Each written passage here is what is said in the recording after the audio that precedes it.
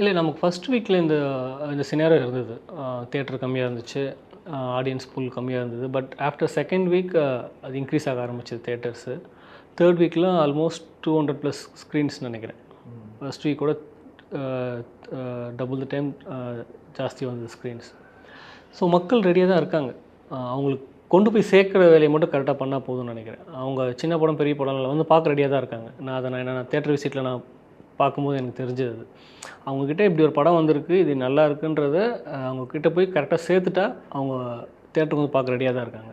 ஏன்னா ப்ரொமோஷன் விஷயத்துலையும் எடுத்துக்கிட்டாலுமே சரி, பெரிய பெரிய படங்களுக்கு வந்து ப்ரொமோஷன்ஸ் பெரிய அளவில் பண்ணுறாங்க.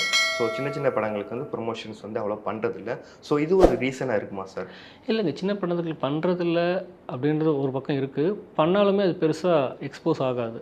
சின்ஸ் அதுக்கு ஒரு ஃபேஸ் வேல்யூ தேவைன்றனால. ஸோ எல்லா ப்ரொடியூசருமே படம் பண்ணால் ப்ரொமோட் பண்ணி நல்லா ரிலீஸ் பண்ணணும்னு தான் நினைப்பாங்க. யாருமே வந்து படத்தை எடுத்துகிட்டு நான் ப்ரொமோட்லாம் பண்ண மாட்டேன், ரிலீஸ் மட்டும் பண்ணுறேன்னு நினைப்பாங்க கிடையாதுல்ல. They will do. அவங்களோட கெப்பாசிட்டிக்கு என்ன பண்ண முடியுமோ அதை பண்ணுவாங்க.